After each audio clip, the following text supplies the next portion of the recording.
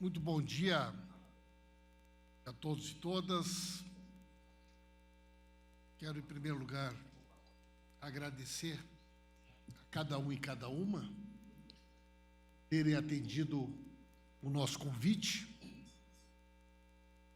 Desde o início do nosso governo, o presidente Lula tem feito um esforço muito grande para conseguir estabelecer uma comunicação com a sociedade brasileira que possa respeitar essa enorme pluralidade, essa enorme diversidade, um país complexo, num país diverso como é o Brasil.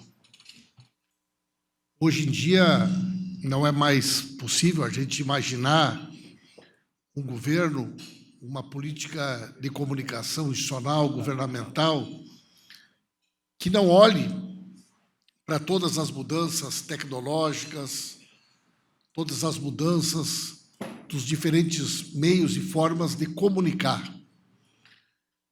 Todos vocês que estão aqui cumprem um papel muito importante, cumpriram especialmente nesse último período, de ocupar o espaço de comunicação em defesa da democracia, em defesa do Estado Democrático de Direito, de denúncias importantes contra violações de direitos em momentos decisivos e estratégicos que nós vivemos.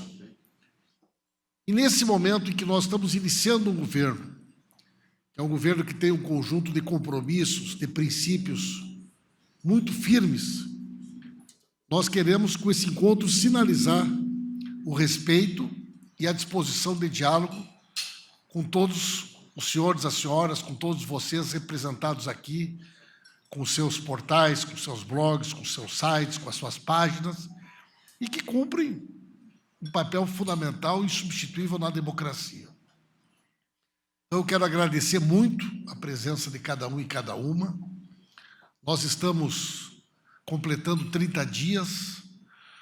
Amanhã é um dia muito especial, o dia que marca 30 dias do golpe que teve uma resposta muito forte por parte das instituições, por parte da sociedade, o fortalecimento da democracia.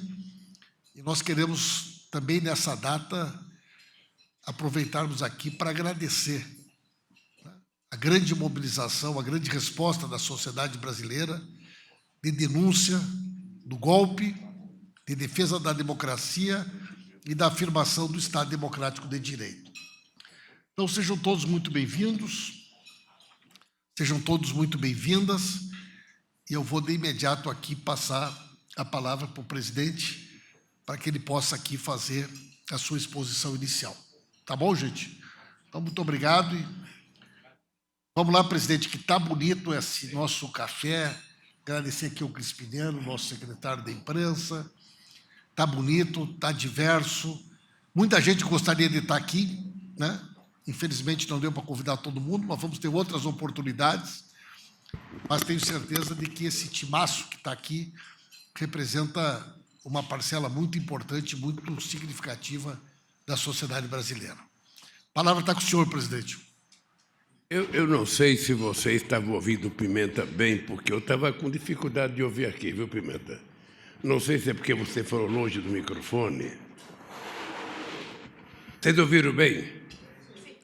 Bem, companheiros e companheiras, companheiro Pimenta, companheiro Hélio Dolly, que agora faz parte do nosso complexo de comunicação aqui da SECOM, companheiro Crispiniano.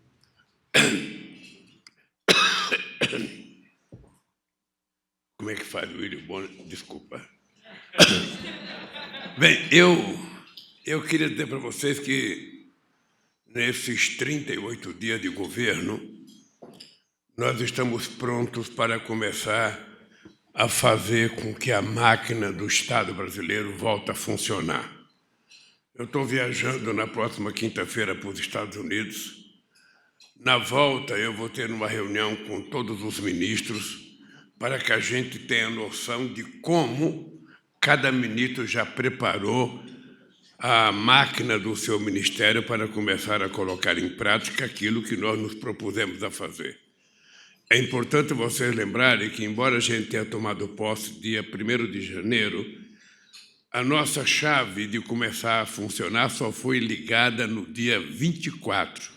Portanto, nós temos poucos ministérios que ainda, até outro dia, não tinha montado o total do ministério. Tinha tido o secretário executivo e o chefe de gabinete, e o restante estavam esperando para que a gente pudesse liberar as contratações sem que a gente possa aumentar o número de funcionários. Eu, particularmente, estou com muito otimismo.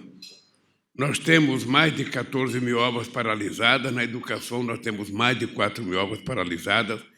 Muitas obras que nós tínhamos começado no PAC em 2006, 2007, 2008, 2009, 2010, muitas obras que a Dilma tinha começado estão quase todas paralisadas. Ou seja, significa que nós temos uma posição, eu diria, quase que confortável, porque nós temos uma prateleira de obras que estão prontas, que já foram legalizadas, que já tem, sabe, a decisão do meio ambiente, que já tem a engenharia aprovada. Portanto, agora é a gente tocar o barco para tentar terminar com essas obras o mais rápido possível. Foi muito importante para nós o Congresso Nacional ter aprovado aquela PEC, que muita gente tratou a PEC como se fosse uma PEC do Lula ou uma PEC do nosso governo. Na verdade, a PEC era do governo Bolsonaro, porque era para cumprir aquilo que deveria estar no orçamento e não estava no orçamento. E, portanto, a PEC nos permite ter o mínimo de recurso para fazer o país começar a funcionar. Eu, dentro do governo, tenho demonstrado um otimismo muito grande. Eu acredito que a economia brasileira vai crescer mais do que as projeções que estão sendo feitas, porque nós precisamos agora começar a financiar os setores que nós queremos privilegiar no funcionamento. São pequenos e médios empreendedores, são pequenas e médias empresas. Isso vai valer para o governo como um todo, vai valer para o BNDES, vai valer para a Caixa Econômica, vai valer para o Banco do Brasil, vai valer para o BNB, vai valer para o BAS, ou seja, todas as possibilidades que nós tivermos de fazer funcionamento e de fazermos financiamento para pequena e média empresa, para microempreendedores, para cooperativa, nós vamos fazer, porque eu acho que é assim que a gente vai dar o primeiro salto na nossa roda gigante para começar a gerar o emprego que nós precisamos. A outra coisa é a reconquista da credibilidade internacional. Vocês sabem que, durante a campanha, eu cansei de falar que tinha 3 palavras mágicas para você governar um país. Era o governo ter credibilidade, era o governo garantir estabilidade e era o governo ter previsibilidade. Ou seja, são 3 coisas que você tem que colocar na ordem do dia para você poder governar o país. Ou seja, as pessoas têm que confiar que as coisas que você está anunciando vão acontecer. E, para isso, o governo tem que dar sinais. Se o governo não der o pontapé inicial e ele achar que, por si só, a iniciativa privada vai dar, isso não vai acontecer. Acho que o governo tem que mostrar que ele, governo, acredita no que ele está falando. E nós fizemos já uma série de contatos, sabe, tanto na América Latina, com a participação da CELAC, quanto com os telefonemas que eu tenho recebido de vários dirigentes de outros países, a vinda do Olaf Scholz, chanceler da Alemanha aqui, a minha ida aos Estados Unidos agora, e em março a minha ida à China. A gente vai concluir um conjunto de países que nós queremos convidar para ser parceiro nos investimentos novos que nós precisamos fazer no Brasil. Somente agora a gente conseguiu indicar a presidência do BNDES, somente agora a gente conseguiu indicar a presidência da Petrobras, que tomou posse, mas ainda está sozinho numa sala, porque o Conselho ainda não tomou posse, nem a diretoria. Vai levar um tempo ainda, possivelmente a gente tenha mais um mês pela frente, até que o Conselho delibere. E no restante, nós vamos tocando o barco. Eu, depois que voltar dos Estados Unidos, eu quero voltar a viajar ao Brasil, para que a gente possa manter o contato com o povo e anunciar as coisas que têm que ser anunciadas. Vocês acompanharam de perto a questão dos Yanomamis, ou seja, há uma há uma crença de que sempre se faz pirotecnia com a questão dos indígenas, depois de algum tempo para. E eu queria dizer para vocês que dessa vez será muito sério. A gente não vai mais permitir garimpo em terras indígenas, em hipótese alguma, e mais do que não permitir garimpo, a gente não vai permitir pesquisa nas áreas em que não pode ser garimpada. Então, se você não pode pesquisar o minério, você não tem por que pesquisar numa área que está reservada, tanto como reserva, sabe, ambiental e como reserva indígena. Nós estamos num processo de retirada dos garimpeiros da Amazônia, de Roraima. Não é uma coisa fácil, porque são muitos garimpeiros. Uns estão saindo por conta própria, outros estão precisando, sabe, que os donos que mandaram eles para lá possam mandar retirá-los. E nós queremos tirar todo mundo, porque a situação em que se encontra os Yanomamis, lá perto do garimpo, é uma situação degradante para um ser humano, e o Brasil não tem como permitir que isso continue. Inclusive, é preciso que a gente apure responsabilidade por que aconteceu o que aconteceu com os nossos companheiros indígenas do Roraima. Tem vários discursos do ex-presidente da República fazendo apologia do garimpo, tem vários discursos dele dizendo que pode garimpar, que pode jogar mercúrio na água, que pode fazer qualquer coisa na água, que ele, sabe, é favorável ao garimpo.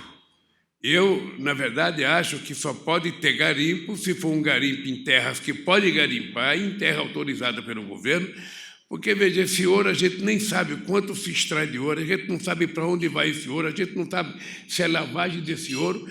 E as pessoas que estão no garimpo lá, eu acho que são a menos culpadas, ou seja, o mais culpado é quem financia isso, é quem compra as dragas, quem manda o helicóptero, quem manda o avião, é quem extrai, é quem recebe esse ouro e vai lavar ele na bolsa lá em São Paulo, na CVC ou em qualquer outro lugar. Então, nós vamos tratar com muita seriedade.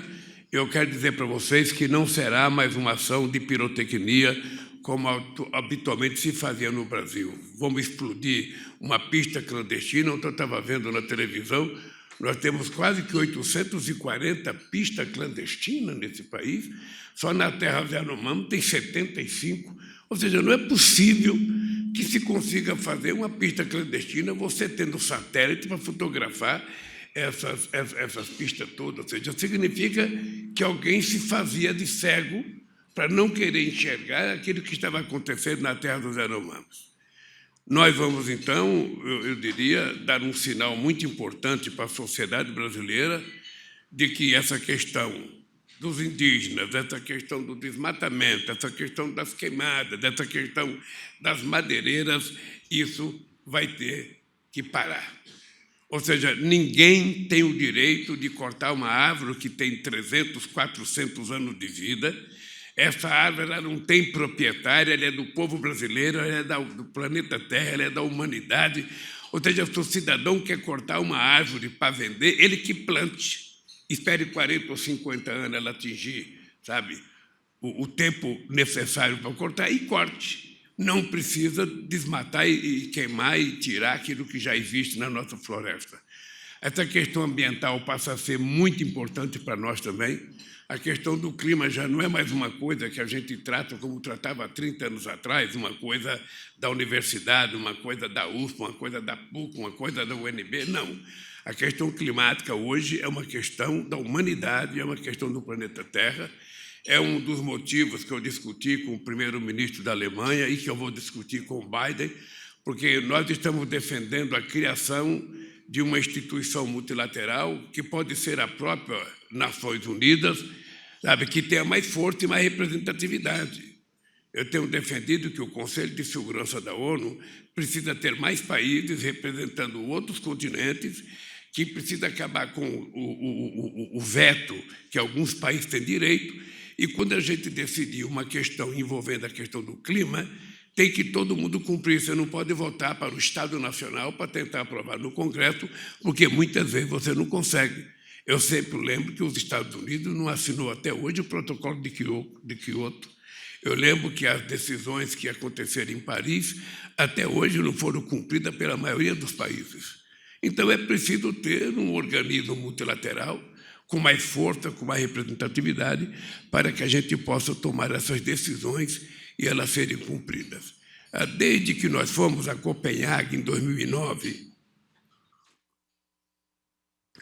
que nós assumimos alguns compromissos, e esses compromissos foram cumpridos, e a gente vai voltar a cumprir os nossos compromissos com a questão do clima.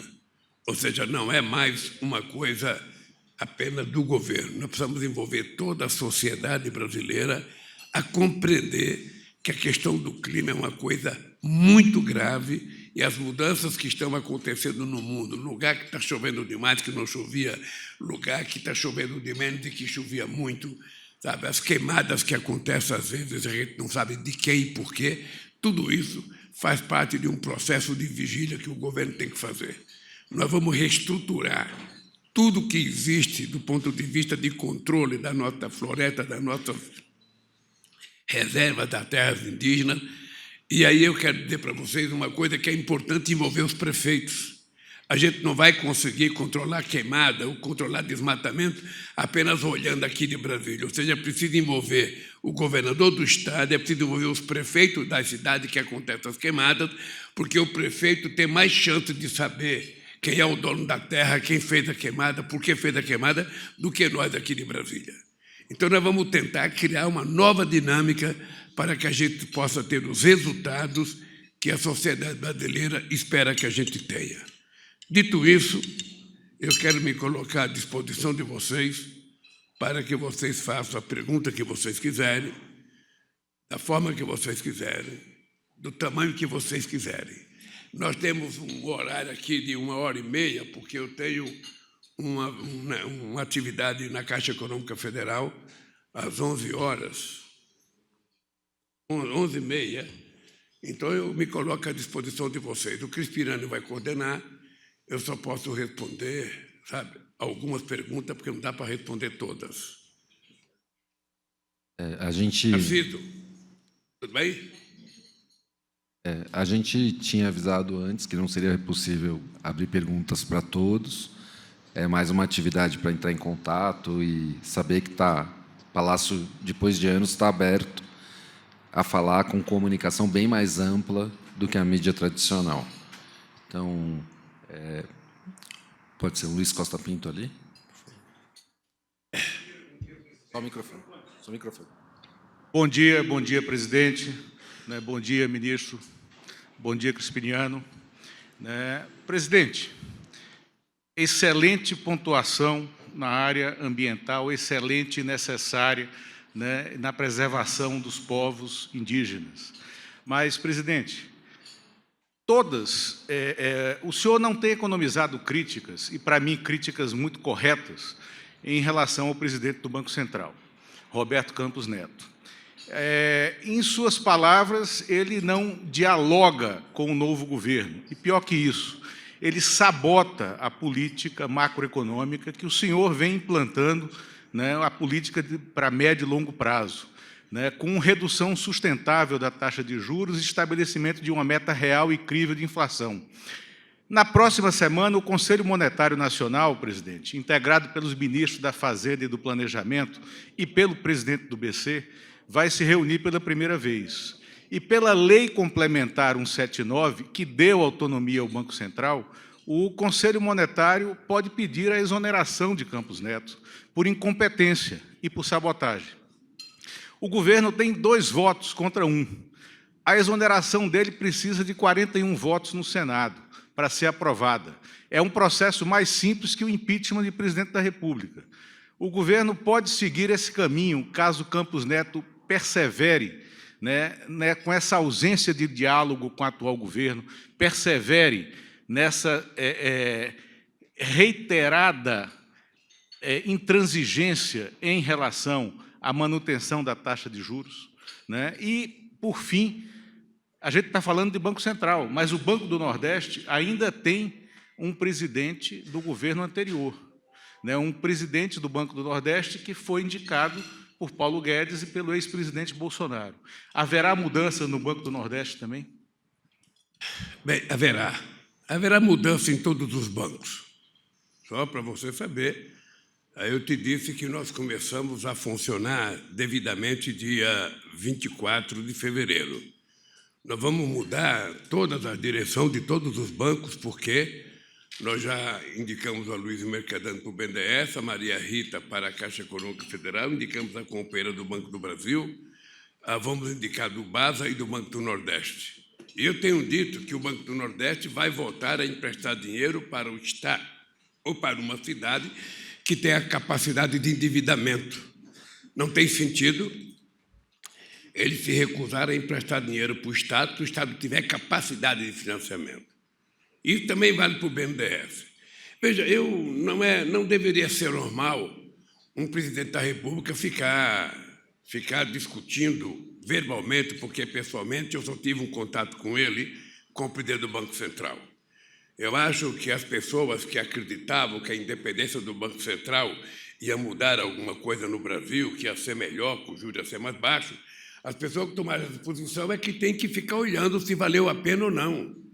O que eu tenho dito, Luiz Costa Pinto, é o seguinte, falei teu nome completo, é Luiz Costa Pinto, para não falar Lulinha e não pensar que você é meu sobrinho.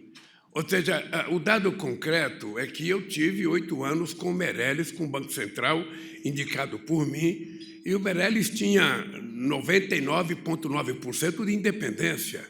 Porque se o governo não tiver, condições de discutir a taxa de juros, se o governo não tiver condições de discutir a taxa da inflação, se o governo não tiver que discutir a questão do emprego, porque não é só a meta de inflação, tem que ter uma meta de crescimento, tem que ter uma meta de geração de emprego, porque senão fica uma coisa, um ser humano com uma perna só, um membro só. Não, era preciso que houvesse mais complexidade e apuração. Eu não discuto com o presidente do Banco Central. Eu fiz 2 críticas à imprensa. Ele deve explicações, não a mim, ele deve explicações ao Congresso Nacional, a quem o indicou. É verdade que nós temos 2 pessoas no Conselho Monetário Nacional e tem mais gente para a gente indicar no Banco Central. Eu espero que o Haddad esteja vendo, esteja acompanhando, esteja cioso do que tem que fazer. Eu acho, não é prudente. Eu, quando era presidente da outra vez, eu tinha o Zé Alencar para fazer as críticas à política de juros, ou seja, agora sou eu mesmo que faço. Ou seja, eu até ontem fiz uma convocação aos empresários, porque eu convivi com o Antônio Emílio de Moraes, que era o empresário que mais criticava a taxa de juros nesse país. Ninguém criticava mais a taxa de juros que o Antônio Emílio de Moraes. Só o Zé Alencar, quando era meu vice. Então é o seguinte, não é possível que a gente queira que esse país volte a crescer com uma taxa de juros de 3,75%. Nós não temos inflação de demanda. É só isso. É só isso que eu acho que esse cidadão que foi indicado pelo Senado tem a possibilidade de maturar, de pensar e de saber como é que vai cuidar desse país. Porque ele tem muita responsabilidade. Ele tem mais responsabilidade do que o Meirelles tinha no meu tempo. Porque naquele tempo, como o Meirelles era do Banco Central, era fácil jogar a culpa no presidente da República. Agora não. Agora a culpa é do Banco Central, porque o presidente não pode trocar o Banco Central, é o Senado que pode mexer ou não. De qualquer forma, como eu não conheço o presidente do Banco Central bem, eu tive uma única vez com ele, eu sempre parto do pressuposto de que as pessoas estão com boa fé, de que as pessoas estão com boa vontade, de que ele quer acertar, de que ele quer consertar a economia brasileira, de que a economia precisa voltar a crescer, e para a economia voltar a crescer é preciso que os juros sejam, acessíveis pela parte dos investidores brasileiros. Então é isso só que eu espero. Eu espero que o Haddad esteja acompanhando, que a Simone esteja acompanhando, e espero que ele próprio esteja acompanhando a situação do Brasil. A previsão do FMI é que nós vamos ter um crescimento muito pífio esse ano. E esse país não pode continuar tendo crescimento pífio, porque esse país precisa gerar emprego. Esse país tem que acabar com a fome de 33 milhões de pessoas. Esse país precisa criar emprego formal. Esse país precisa atualizar a relação trabalho e capital, inclusive com as empresas, que fazem trabalho de prestação de serviço. As empresas de aplicativo, nós precisamos regular uma nova relação com o mercado capital e trabalho, porque senão os trabalhadores estão se colocando quase que como escravo.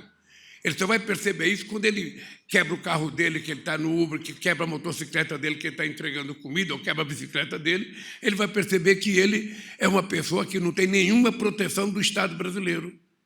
E eu acho que o Estado brasileiro tem que garantir proteção a essa gente. Eu tenho dito também, Lulinha, que nós precisamos ter alguma responsabilidade. Eu sou amplamente favorável à responsabilidade fiscal. E vocês sabem que nos meus 8 anos de mandato, eu fui o presidente que mais fiz superávit primário.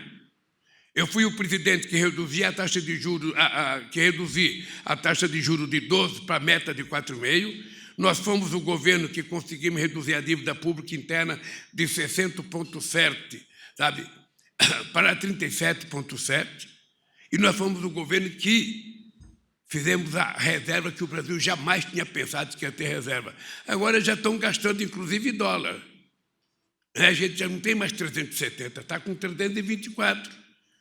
E eu acho que a reserva é um colchão de sustentabilidade para esse país. Então, da mesma forma que eu acho que a gente tem credibilidade, estabilidade e previsibilidade, a gente tem que ter responsabilidade fiscal, responsabilidade política, responsabilidade econômica e responsabilidade social. E em todas essas coisas que nós precisamos ter, a mais grave de todas é a social, porque é a única que a gente sobe um degrau, depois a gente cai 10, sobe um degrau, depois a gente cai 10, sobe um degrau, depois a gente cai 10. Não é possível, não é possível. Então, no meu governo, a gente vai levar muito a sério essa questão do crescimento econômico.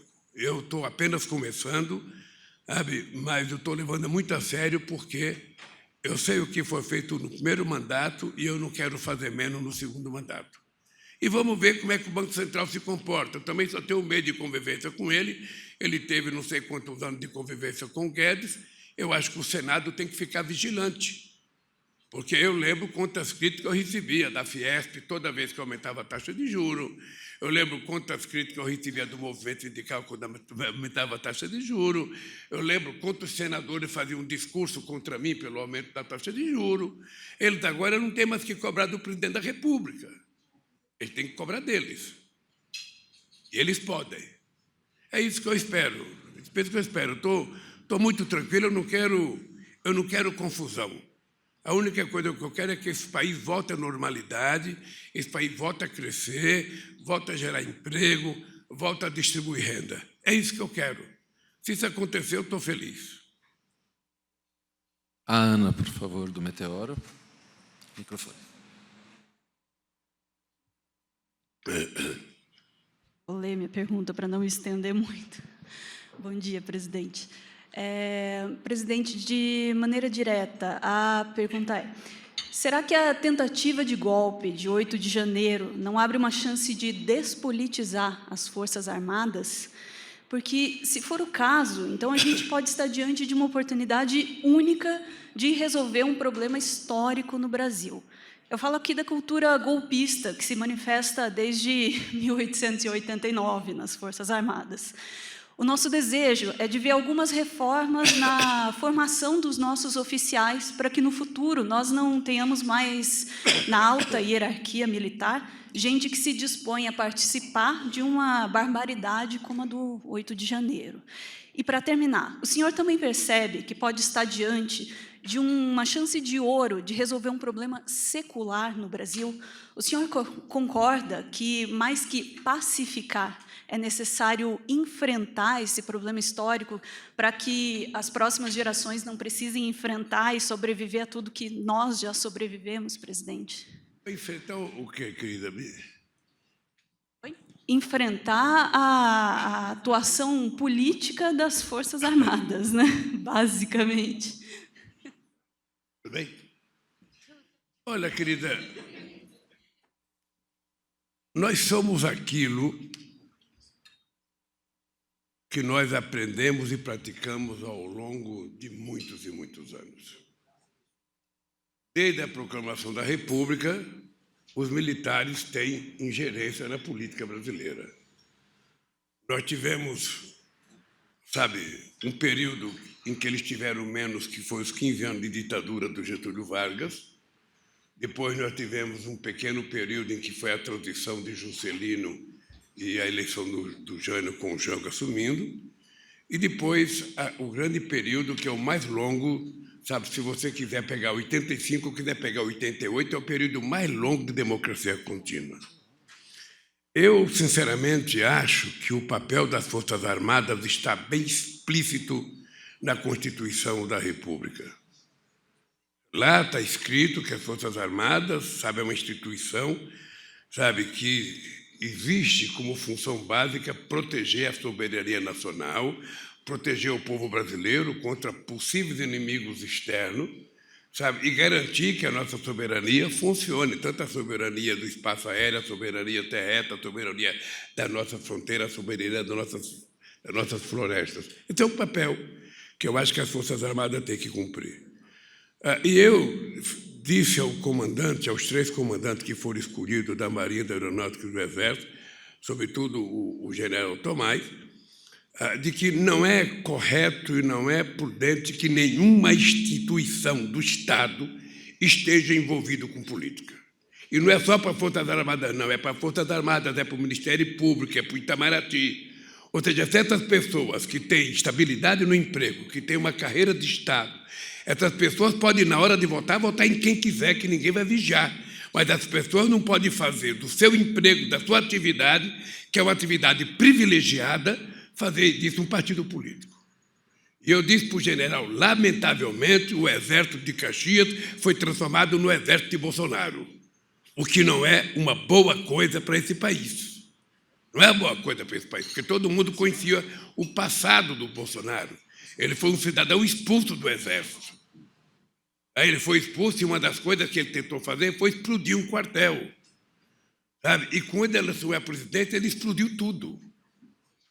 Porque ele colocou em prática uma insanidade jamais conhecida por alguém, tentando utilizar as Forças Armadas, que são representadas, sabe, por todo o povo brasileiro, para ele. Então, isso não é correto. O general Tomás disse publicamente que um dos esforços deles é fazer com que as Forças Armadas, sabe, não seja política, que ela seja legalista para cumprir aquilo que está na Constituição, e eu acho que vale para todas as Forças Armadas. Eu já tinha sido presidente 8 anos atrás, eu nunca tive problema com as Forças Armadas, eles nunca me criaram nenhum problema. Agora, eles não criaram o Cadilma também, ou seja, agora o que aconteceu com o Bolsonaro foi um desvio de comportamento de um presidente da República que resolveu, sabe, ocupar todos os cargos públicos da sociedade civil com militares. Sabe? E nós estamos tentando descobrir onde está, como está, e para ir colocando o pessoal de direito nas suas funções. Não é que você não quer que o militar trabalhe no governo, não, ele pode trabalhar por competência, pode trabalhar se ele for concursado. O que ele não pode é estar utilizando o Palácio do Planalto, estava cheio de militares, e ainda tem muitos. O Alvorada estava cheio de militares, não precisa, aquilo nunca precisou disso. Então, o que nós vamos tentar contribuir é para que a sociedade civil volte a tomar conta do seu nariz, valorizar muito a democracia, porque o que nós vivemos no Brasil também foi a negação da política. Ou seja, foram anos destruindo a política não presta, todo político é ladrão, não sei das quantas, tudo. Agora mesmo todo mundo fala porque esse Congresso não presta, porque esse Congresso... Oh, gente, a gente precisa todo levar em conta que o Congresso de hoje é o estado de humor e a qualidade da informação que o povo tinha no dia da eleição.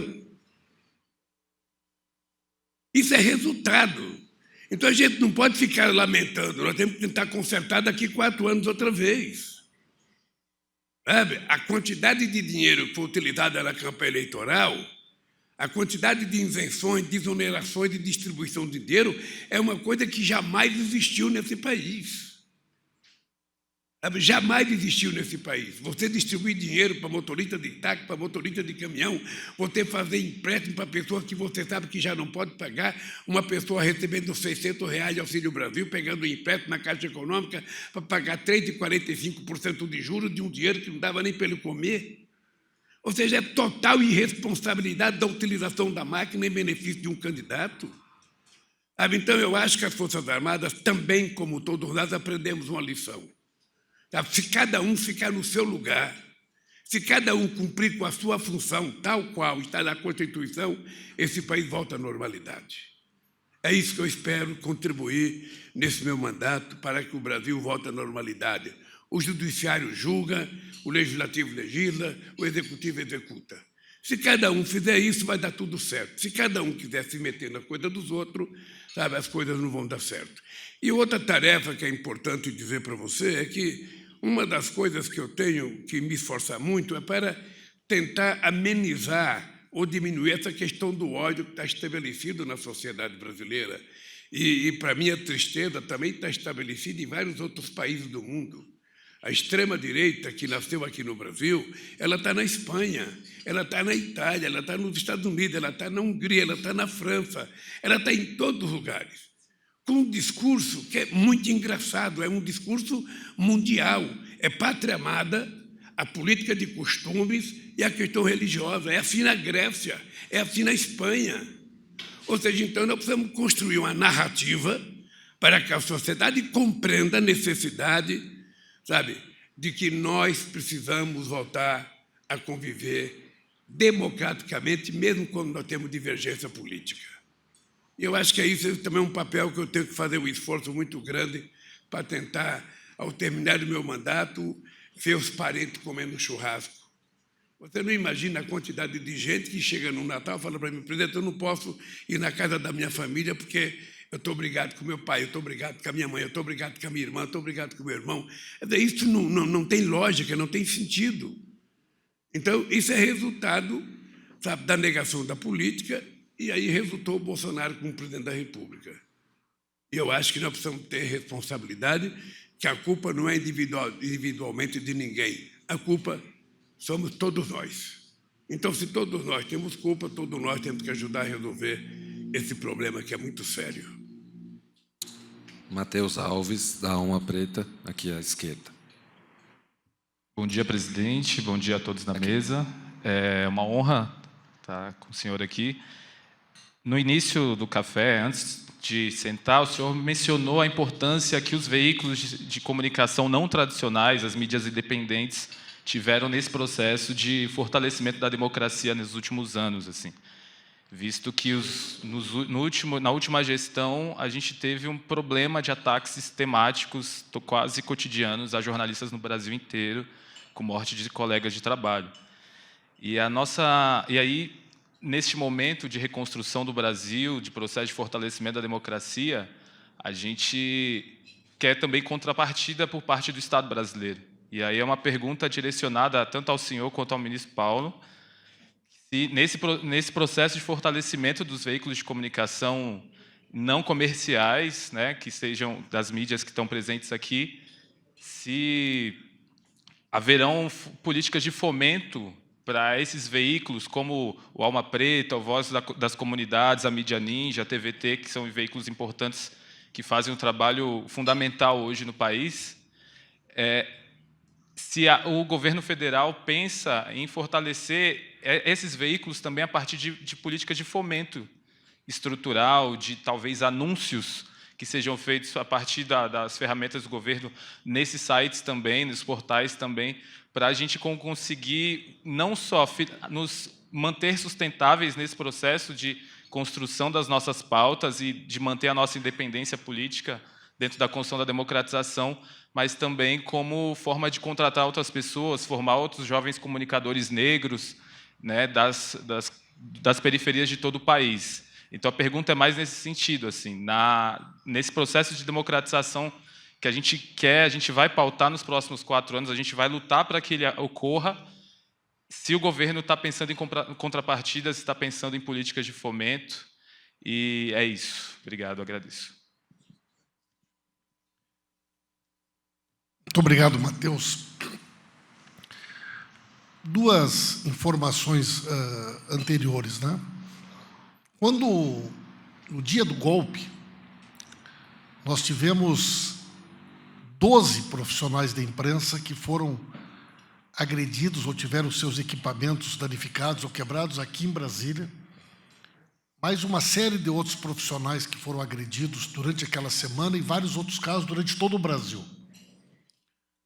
Nós fizemos uma reunião com as entidades, todas, os jornalistas, entramos em contato com o chefe da Polícia Civil aqui do Distrito Federal, pedimos que fosse designado um delegado, que os crimes cometidos contra profissionais da imprensa, contra jornalistas, contra ativistas, tivessem um tratamento diferenciado e uma responsabilização imediata daqueles que se envolveram nos crimes contra a democracia. Isso funcionou, inclusive alguns profissionais puderam prestar depoimento em local reservado, porque muitas vezes é por parte da polícia, inclusive, a intimidação, como aconteceu aqui no dia 8. Juntamente com o ministro Flávio Dino, com o ministro dos Direitos Humanos e com outros órgãos do governo, nós estamos discutindo um observatório para acompanhar a violência contra profissionais da imprensa e contra a liberdade de expressão. Então, nós teremos uma política pública do governo, transversal, de vários ministérios, no sentido de fortalecer essa atividade e mostrar, com iniciativas concretas do governo, o nosso compromisso com a liberdade de expressão e com a democracia. A forma como nós temos nos relacionado com a imprensa desde o primeiro dia, a transparência que tem sido uma marca do nosso governo, o diálogo aberto com todos os profissionais não deixam dúvidas de uma mudança substancial da forma da condução da comunicação do nosso governo desde o primeiro dia, e esse sempre foi o compromisso do presidente Lula. Nós queremos estruturar um sistema de comunicação governamental, institucional, que compreenda o Brasil nessa complexidade, que entenda que hoje existem diferentes formas de comunicar, diferentes realidades, plurais, diversas, com diferentes públicos, e todos eles serão integrados na nossa política de comunicação. Posso te assegurar, Matheus, que hoje nós já estamos fazendo uma série de modificações. Isso não envolve só a SECOM, mas envolve também outras áreas de governo, para que nós possamos, sim, ter políticas públicas de fomento, de apoio, de fortalecimento, de formação, que possam, de fato, estruturar uma rede independente, forte, de comunicação, que tenha presença nos territórios, que tenha diversidade de todas as formas, que é o Brasil. Então, sim, a resposta é sim. Nós teremos uma política pública voltada ao fortalecimento da mídia independente no nosso país.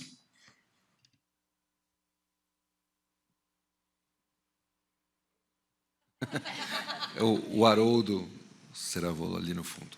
Obrigado. Bom dia a todos.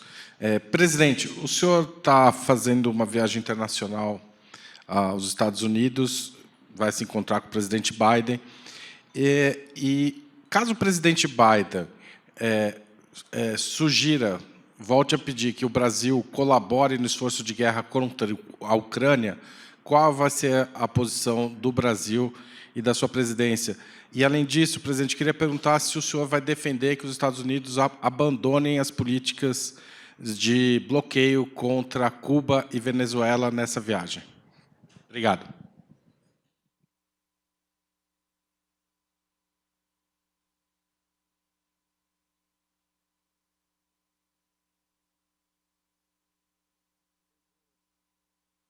Eu não acredito que o presidente Biden venha me convidar para participar do esforço de guerra contra a Ucrânia, porque o Brasil não participará.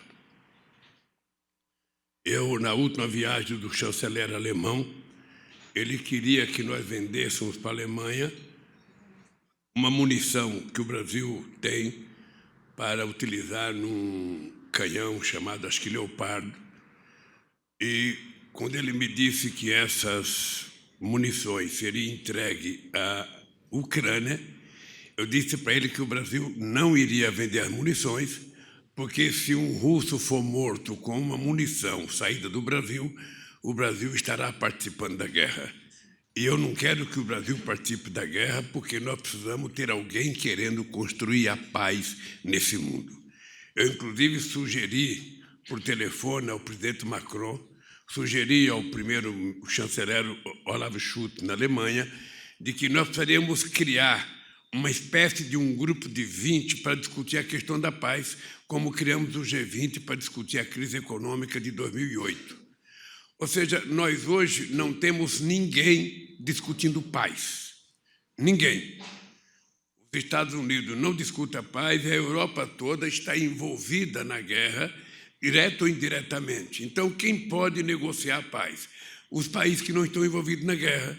Eu sugeri que a gente poderia convidar um grupo de pessoas que tivesse a China, que tivesse a Índia, que tivesse o Brasil, que tivesse a Indonésia, que poderia estar o México, um grupo de dirigentes políticos que pudesse viajar à Rússia, falar com o Putin, falar com o Zelensky, ou seja, mas pessoas que não estão envolvidas em guerra. Sabe? Somente assim é capaz da gente encontrar paz. E por isso que se o Biden falar comigo, eu vou dizer para ele o que eu estou dizendo para você. O Brasil não participará de ataques a ninguém. O Brasil é um país que não tem contencioso e nós não precisamos de contencioso. Sabe? Nós temos muitos problemas internos para resolver, temos a fome para resolver e eu acho que nós precisamos tratar disso antes de tratar qualquer coisa com a Ucrânia. A segunda coisa é que o Brasil nunca fez bloqueio a Cuba, o Brasil nunca participou do bloqueio a Cuba. E nós vamos reatar relações da forma mais civilizada, como sempre tivemos. A Venezuela sempre foi um bom parceiro comercial com o Brasil. Cuba sempre foi um parceiro comercial interessante para o Brasil, porque o Brasil exportava serviço ou financiava alimentos para Cuba, e Cuba sempre foi um bom pagador. Sempre foi um bom pagador. Agora, quando o ex-governo entrou, ou seja, ele não queria conversar com ninguém, não podia nem receber, não ia nem cobrar. Ele não queria nem conversa para cobrar. O Brasil chegou até que a Venezuela superava de 4 bilhões de dólares. Não é pouca coisa. Então, o Brasil vai reatar suas relações com a Venezuela com a maior tranquilidade. Com Cuba, nós vamos manter as nossas relações como sempre tivemos as relações com Cuba e com qualquer outro país. Nós não queremos e não precisamos de contencioso com quem quer que seja. O que nós queremos é que cada país cuide, sabe, dos seus problemas internos e que a autodeterminação do povo desse país é que resolva o problema. Não cabe ao Brasil ficar tendo ingerência. Por isso, logo, logo teremos o embaixador da Venezuela aqui, logo, logo teremos o embaixador do Brasil na Venezuela, logo, logo nós teremos o embaixador em Cuba, logo, logo Cuba terá o embaixador aqui no Brasil e tudo voltará à normalidade.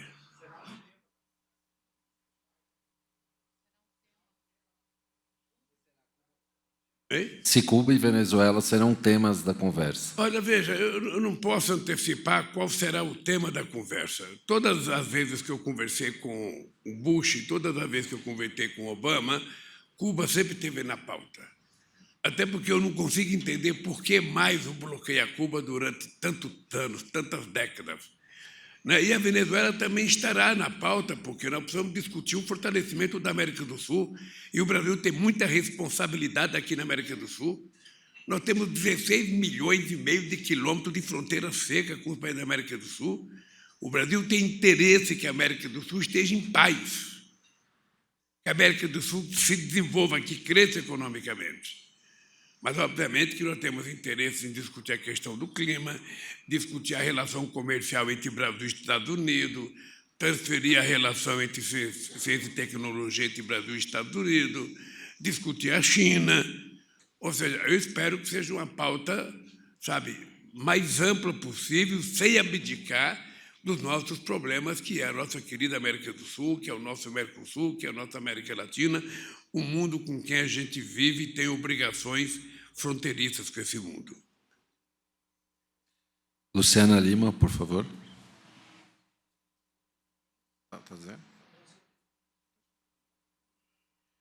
Bom dia, presidente. Bom dia, ministro. Bom dia, primeira-dama Janja. Eu gostaria de lembrar uma entrevista que o senhor fez em 2020. O senhor falava que tinha como objetivo principal provar a sua inocência e também de que as pessoas que o acusaram também fossem punidas e respondessem por isso. O governo está agora tentando ampliar sua base no Congresso, e o Congresso que conta hoje com o ex-juiz Sérgio Moro e que conta também com figuras do bolsonarismo e que vão atuar tanto no Senado quanto na Câmara.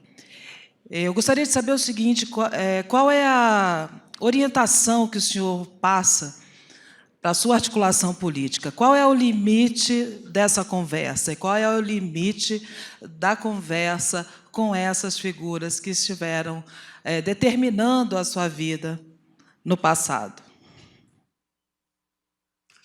Olha, seria um papel muito pequeno de um presidente da República que está com a responsabilidade de governar o Brasil ficar preocupado com o voto de um senador ou de um deputado federal. Nós vamos tentar construir uma maioria que permita que a gente tenha a capacidade de aprovar as coisas que nós precisamos aprovar no Congresso Nacional para bem melhorar a vida do nosso povo. E aí entra a questão de uma nova política, tributária nesse país. Nós vamos tentar aprovar um novo marco, regulador da relação trabalho e capital. Nós queremos que o Congresso Nacional nos ajude. Ou seja, tem muitas coisas que nós queremos fazer que nós vamos precisar do Congresso. Mas nós não vamos precisar individualmente de fulano e beltrano. Essas pessoas nem contam na minha lista de deputado ou de senador. Na verdade, eu vou dizer isso, acho que pela última vez. Na verdade, quando eu fui para a Polícia Federal, eu fui para provar a culpa dos meus acusadores. Eu fui para provar a culpa dos meus acusadores e consegui provar, que os meus acusadores eram imorais no meu julgamento, foram levianos no meu julgamento, e eu estou muito à vontade porque, provei não só a minha inocência, mas provei a culpabilidade deles. Agora, a vida que segue, eu vou governar o país, eu não vou ficar preocupando com o que aconteceu comigo, eu não vou esquecer, mas não vou ficar utilizando o que aconteceu comigo na mesa, das negociações para governar o Brasil. Senão, eu não governo o Brasil. Se você vai colocar na mesa de negociação ressentimento, você termina não governando o Brasil. Eu, há muito tempo, aprendi a conviver sem ódio. Acabou, foi um processo político, eu estou de volta aqui. Acho que essa é a grande vitória que eu obtive, é que o povo me absolveu, me trouxe de volta à presidência da República e cabe a mim agora, fazer com que o povo brasileiro seja mais feliz, seja, eu diria, mais democrático, que o povo brasileiro possa viver em paz. Essa é a minha missão agora e não é mais fulano ou beltrano que me prejudicou. Isso já faz parte do passado. Pessoal... Pega o microfone, querida. Pode falar, pode falar. O senhor acha que essa turma vai experimentar um certo isolamento no Congresso? Eu não sei, eu espero que eles tenham pelo menos alguns amigos lá. Espero, porque eu acho que essa gente vai viver isolado, porque quando alguém tem o comportamento que eles tiveram, é muito difícil as pessoas confiarem. É muito difícil. Mas vamos ver, eles estão começando a vida política deles, eles têm um tem 8 anos, outro tem 4 para provar, se eles são bons de política, como eles acham que os políticos têm que ser. Na verdade, o que eles fizeram o tempo inteiro foi negar a política e eles viraram político. Eu quero ver qual será o comportamento deles a partir de agora. Só isso. Rafael, do Intercept. Bom dia, presidente. Eu queria voltar num tema que a Ana trouxe, acho que na segunda pergunta, que são os militares. O ministro Múcio, a gente publicou há algumas semanas, ainda mantém em postos-chave no Ministério da Defesa oficiais que são da confiança do general Walter Braga Neto e do general Augusto Heleno. O ministro Múcio também disse que ele vai negociar o termo que ele usou foi esse, com as Forças Armadas para que não sejam feitas ordens do dia celebrando o golpe de Estado no 31 de março.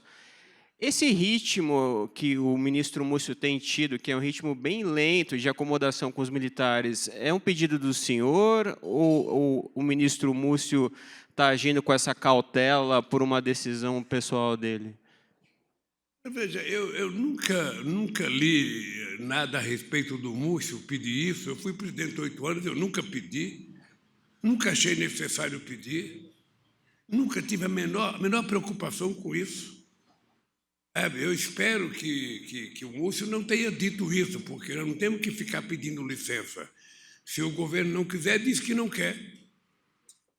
Mas você me chamou a atenção, agora eu vou conversar com o Múcio para saber se ele disse, para quem que ele disse. Porque isso nunca foi preocupação minha.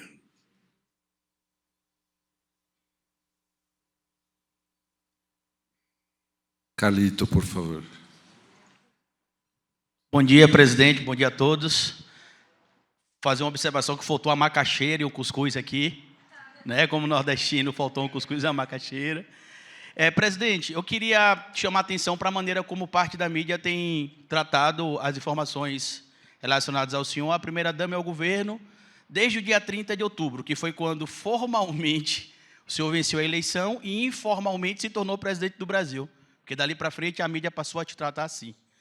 Lá em Sergipe, o seu neto, João Gabriel, foi indicado agora para um cargo político, que preenche todos os requisitos, é um cargo de indicação, e parte da mídia tem atacado o senhor e a Lurian por causa dessa indicação. Se o senhor fala em punir quem cometeu o crime, a mídia chama isso de revanchismo. Se o senhor fala em combater a fome, o mercado diz que o senhor está querendo prejudicar o mercado.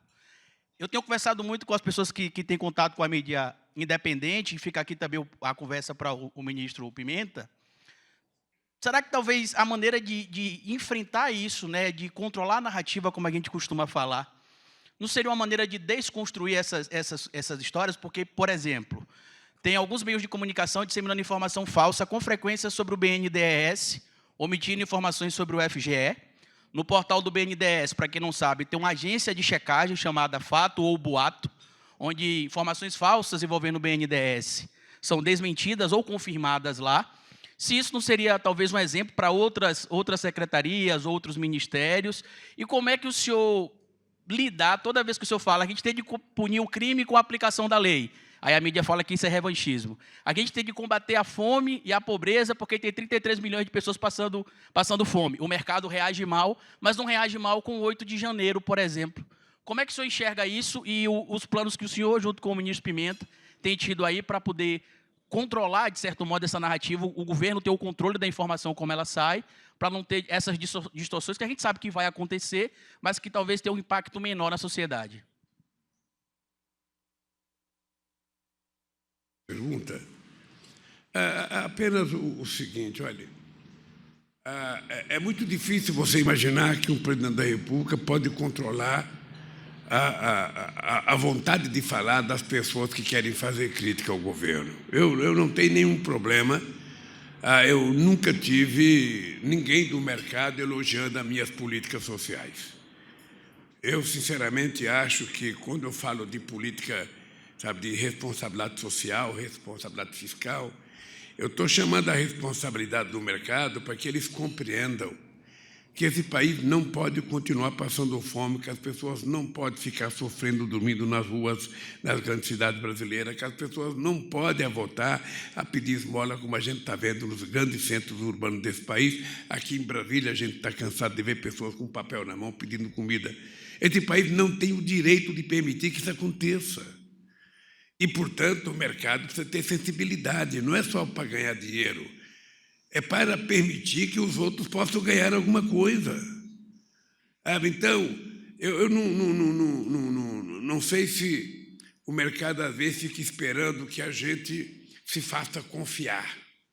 Ou seja, muitas vezes parece que a gente tem que pedir para o mercado: goste de mim, me deixe governar, me deixe fazer as coisas pelas quais eu fui eleito.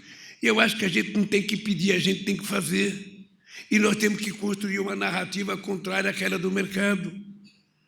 Eu poderia te dar um exemplo da privatização da Eletrobras. Você viu o que aconteceu com a privatização da Eletrobras. Os diretores aumentaram o salário de 60 mil para 360 mil. E você sabe quanto ganha um conselheiro na Eletrobras? 200 mil por mês para ir numa reunião por mês. Ou seja, isso é privatizar para quê? E aqui no Brasil nós estamos vendendo empresa pública para empresa pública espanhola, para empresa pública chinesa, para empresa pública de outro país. Numa total irresponsabilidade. Então, o que eu quero é o seguinte, eu não abro mão daquilo que eu acredito, não abro mão daquilo que me elegeu, não abro mão. Eu fui eleito para tentar melhorar a vida desse povo trabalhador. Eu fui eleito para tentar criar mais emprego, eu fui eleito para tentar acabar com a fome nesse país, eu fui eleito para melhorar o ensino fundamental, para fazer escola de tempo integral. É para isso que eu fui eleito. E eu não quero que ninguém diga que isso seja gasto, isso é investimento. Isso é investimento. Gasto é quando você vende os gasodutos por 36 bilhões e depois você fica pagando 3 bilhões de aluguel por ano dos gasodutos que era teu. Isso é gasto. Gasto é quando você privatiza uma empresa como a Eletrobras e pega o dinheiro para fazer o quê? Para pagar juros da dívida? Isso é gasto. Agora, quando você investe na comida para o povo, na saúde do povo, na educação do povo, isso não é gasto, chama-se investimento. É esse tipo de investimento que eu quero fazer para ver se o povo pode viver mais decentemente nesse país.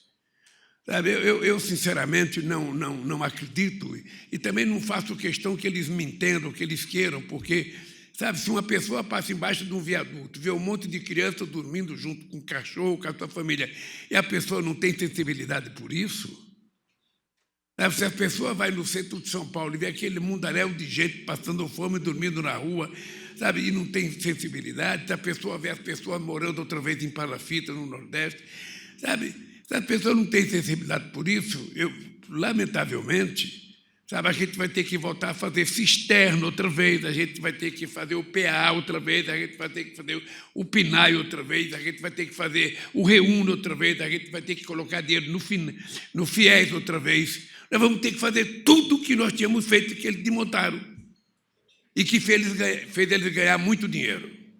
Muito dinheiro. Às vezes, eu fico até chateado com o presidente da República de fazer esse discurso, porque o mercado ficou nervoso.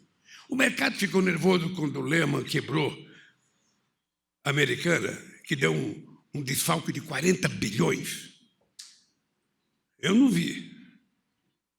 Agora, quando você fala em aumentar R$2 o salário mínimo, o mercado fica nervoso. Então, nós precisamos construir as nossas narrativas para que a gente não abra mão daquilo que foi a razão pela qual a gente foi eleito. Sabe? Eu acho que o mercado precisaria perceber que é muito bom para o mercado quando o povo estiver vivendo dignamente, trabalhando e vivendo às custas do seu suor. É muito bom para o mercado. Já foi bom de 2003 a 2010. Já foi bom no primeiro mandato da companheira Dilma Rousseff. Então, as pessoas são gananciosas, querem só para eles, querem só para eles, querem só para eles. Eu nunca vi essa gente falar em política social, eu nunca vi essa gente falar em acabar com a fome, eu nunca vi essa gente preocupada com a educação do povo brasileiro. Nunca vi. Ou seja, isso é preocupação do governo. Quando houve a pandemia, sabe, quem é que resolveu cuidar da pandemia? O Estado. O SUS, que era maltratado todo dia, virou herói nacional. Porque na hora que precisou foi o SUS que fez aquilo que eles não tinham coragem de fazer e nem quiseram fazer. Então, quando tem uma crise econômica como a de 2008, quem é que resolve o problema aqui nos Estados Unidos? É o Estado. Se o Estado não tivesse colocado o BNDES para ajudar o setor produtivo, a gente tinha afundado naquela crise. Então, olha, se o mercado não tem a mesma sensibilidade que eu, paciência. Eu não estou nem pedindo para eles mudarem e concordar comigo. Agora, não peça para mim concordar com eles também. Porque o meu objetivo é fazer com que o povo brasileiro volte a trabalhar, volte a comer, volte a estudar, volte a sorrir, volte a ser feliz. Esse é o meu objetivo. E vou fazê-lo, independentemente da crítica, do mau humor de algumas pessoas. Sabe? É isso que eu vou fazer. Foi para isso que eu vim. E já passou um mês e 8 dias. Já tenho menos de 4 anos, já tenho 46 meses e um pouquinho. Então, eu estou angustiado porque eu quero ver as coisas acontecer logo. Ontem eu fui lançar um programa de saúde, sabe?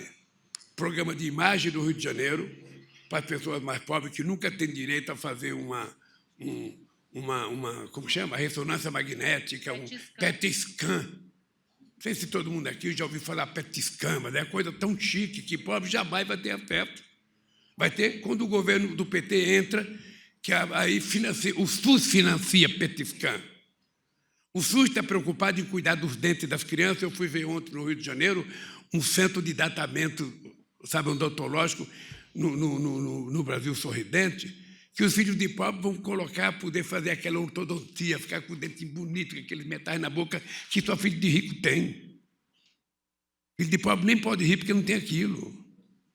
Ontem eu fui ver, por exemplo, um programa que a gente vai fazer de cuidar das pessoas, para que as pessoas tenham nos olhos, ou seja, nós vamos até junho, nós vamos superar uma fila de 8.000 pessoas de tratamento de olhos no Rio de Janeiro, com as coisas mais sofisticadas, sabe, financiada por quem? Pelo SUS. É isso que nós vamos fazer. Então, se preparem, porque vocês vão ter que escrever muito sobre essas coisas e a gente vai ter que continuar fazendo independentemente disso.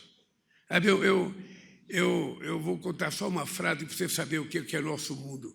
Quando nós criamos o Bolsa Família, logo no começo, em 2003, teve vários artigos dizendo que o Lula deveria estar pensando em fazer estrada, ao invés de ficar dando dinheiro para pobre. O Lula deveria estar pensando em fazer ponte. Era assim que pensavam. Até reconhecerem que o Bolsa Família era o programa de transferência de renda mais importante do mundo, copiado por muitos países. E ele agora vai voltar mais aperfeiçoado ainda, porque vai ter uma assistência de R$ 150 para cada criança até 6 anos de idade. Obviamente que tem gente que gostaria, sabe, que não tivesse isso, que esse dinheiro tivesse para ser emprestado para alguém ou para pagar a taxa de juros. Obviamente que as pessoas gostavam. Mas no meu governo não vai ser assim. No meu governo a gente vai pagar a taxa de juros porque nós somos responsáveis, mas nós vamos cuidar do povo pobre. É por isso que eu acho que o juro não pode ser alto, tem que baixar.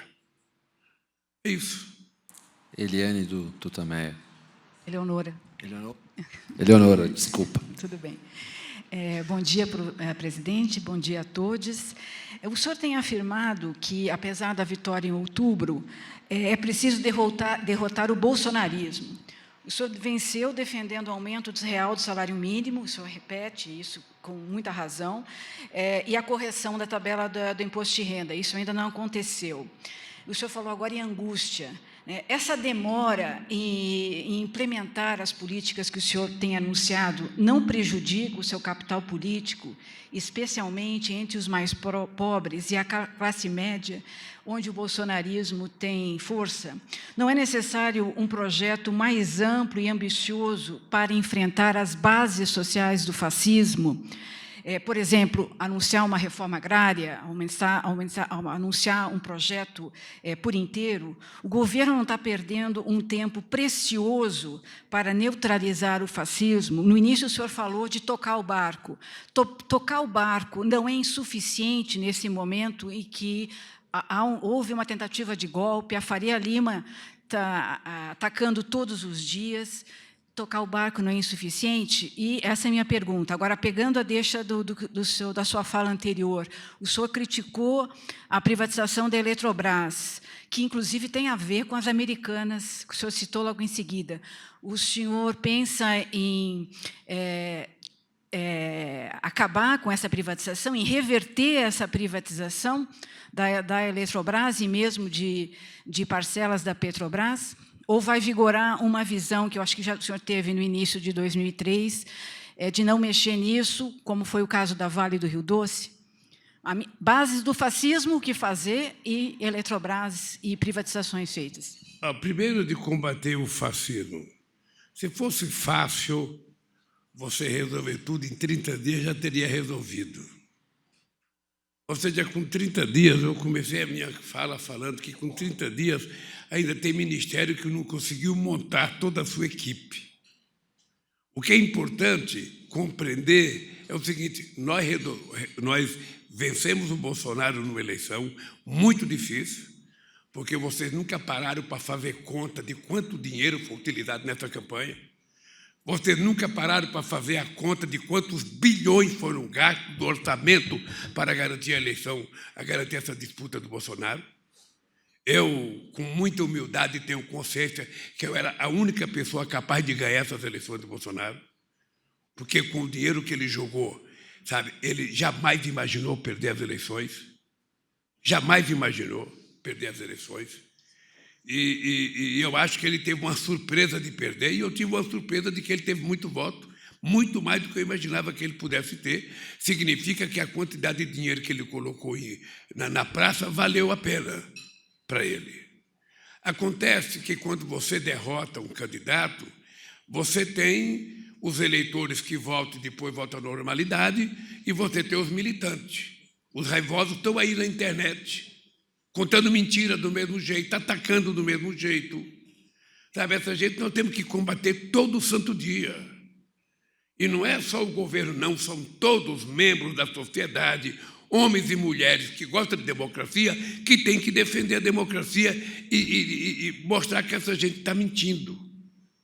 Não é um papel do Lula, é um papel de vocês, é um papel nosso. É um papel de quem ama a democracia não permitir que essa gente continue mentindo como continua mentindo. As maiores aberrações, coisa que eu jamais imaginei que alguém pudesse acreditar, as pessoas acreditam. Porque é uma narrativa repetida milhões de vezes, as pessoas terminam sabendo. Então, essa indústria da mentira é uma coisa da nossa responsabilidade. Nós temos que derrotar isso. Nós temos que derrotar. E é um trabalho muito, muito forte. Você está vendo o que está acontecendo nos Estados Unidos. O Biden ganhou as eleições, mas o trumpismo ainda está lá existindo, votando, crescendo e querendo votar e vai disputar as eleições.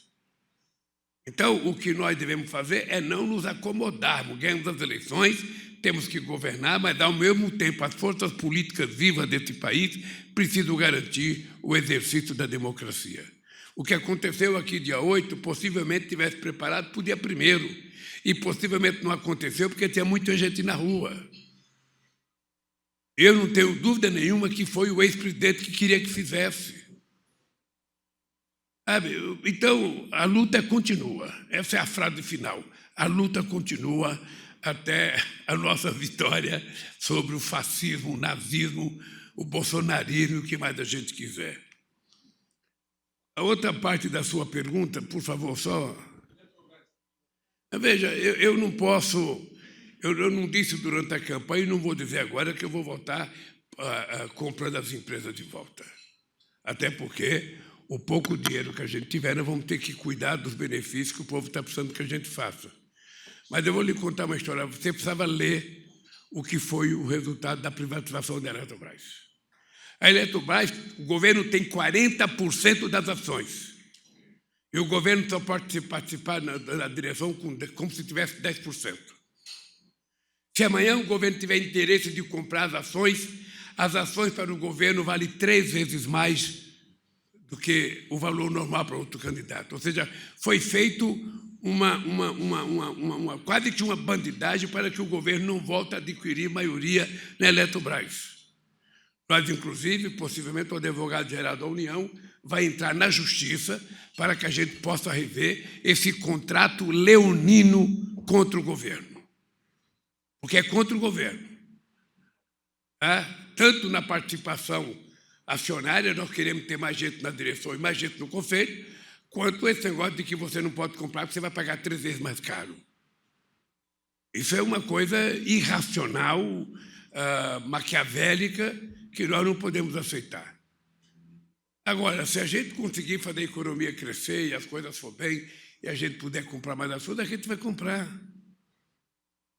O governo tem que ter, se ele tem 40%, o governo tem que ter maioria na direção dessa empresa.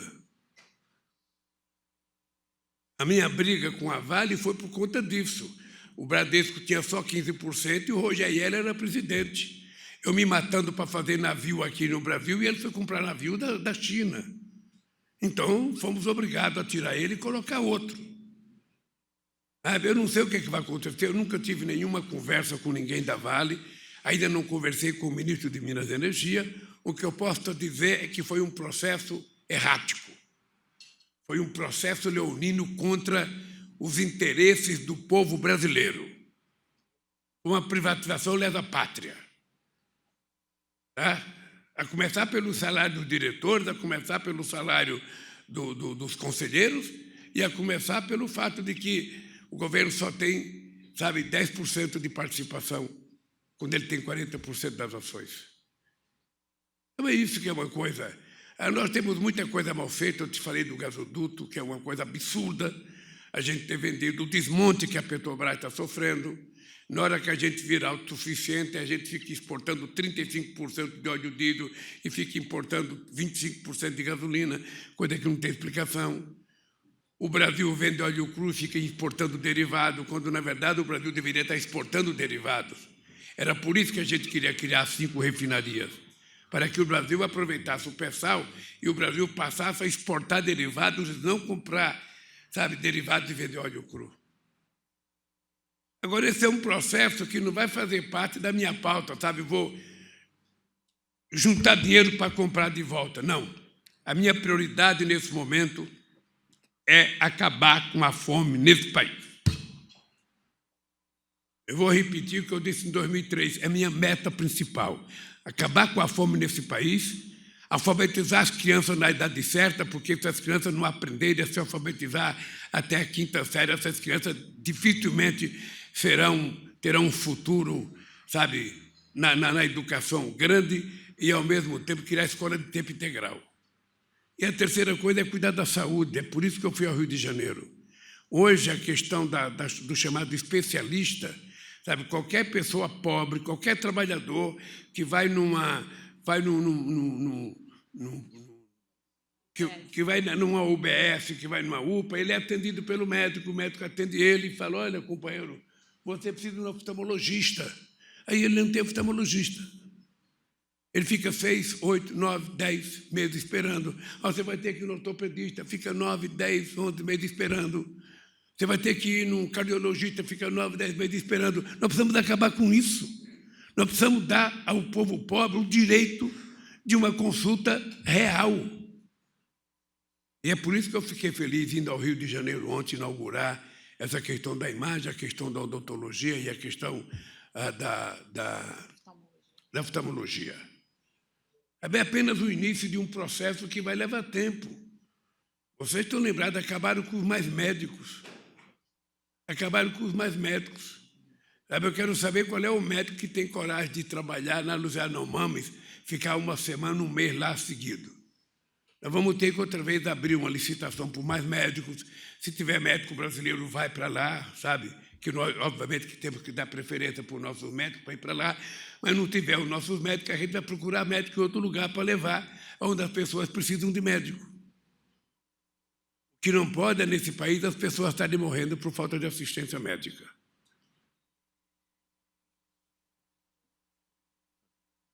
Silvio Costa, a gente encerra o Congresso em Foco, por favor. Bom, presidente, bom dia ao senhor, bom dia, primeira-dama, bom dia, ministro, aos demais presentes. Agradeço aqui ao Crispiniano pela oportunidade de fazer essa pergunta.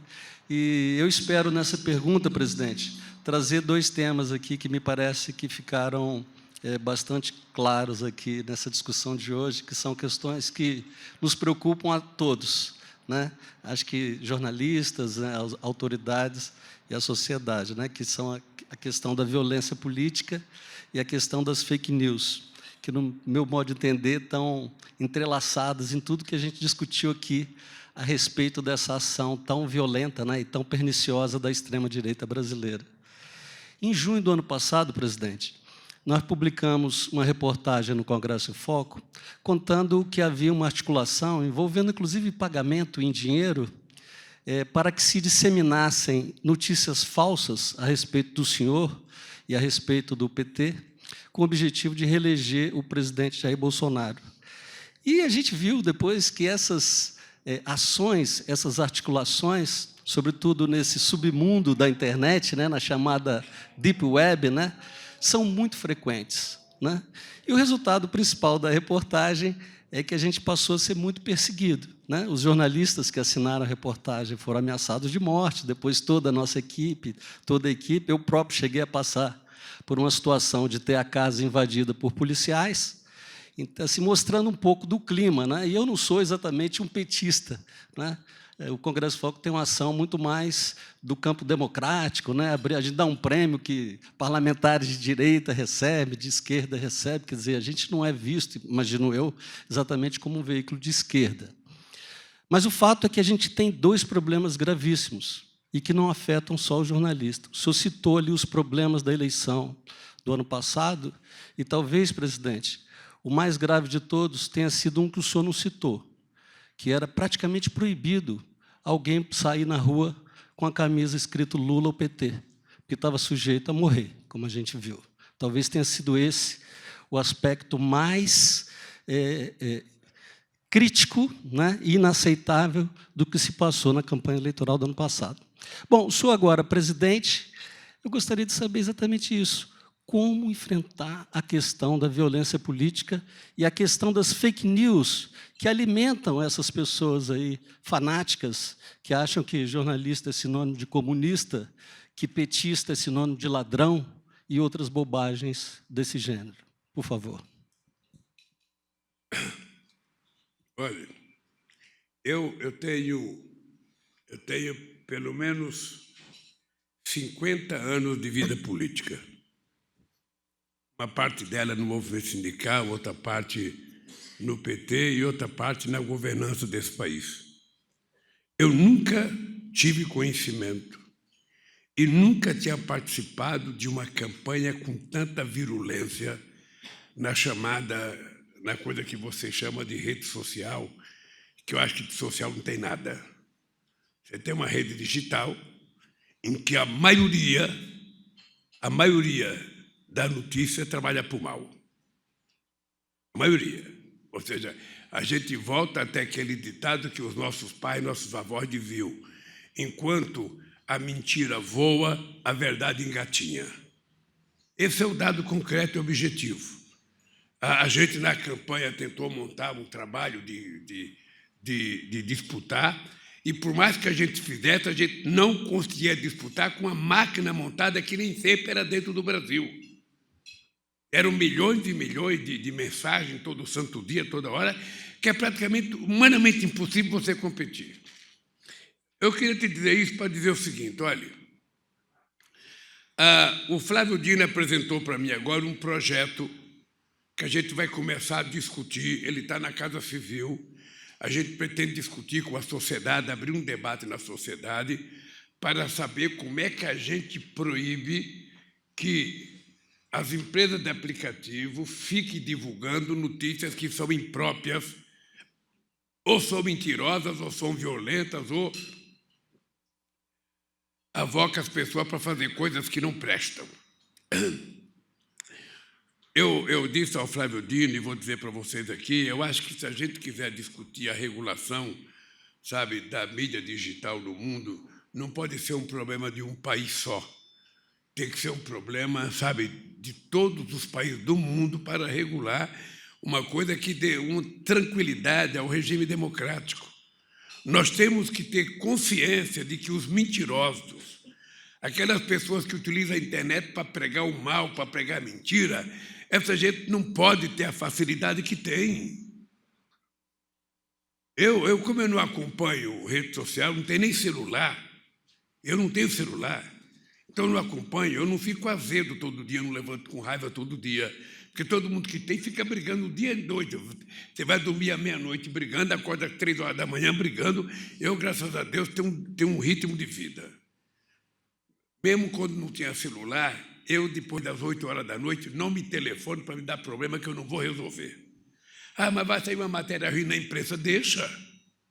Ah, mas morreu alguém, mas eu só posso ir amanhã lá no velório. O que eu fico sabendo agora, meia-noite, que morreu alguém? E quando eu saio de casa, eu também não telefono no carro, eu desço para chegar no escritório para telefonar. Por que eu vou pegar o tempo que eu tenho para ficar imaginando coisas, ficar atendendo, sabe, coisa ruim? Então, quando eu começo a trabalhar, eu fico atendendo. E eu peço para o meu pessoal, não me dê notícia ruim, pelo amor de Deus, me dê notícia boa. Sabe? Mas eu acho que não é normal o ser humano conviver com isso. Não é normal, não é democrático, sabe? Não ajuda a gente criar um novo homem, uma nova mulher.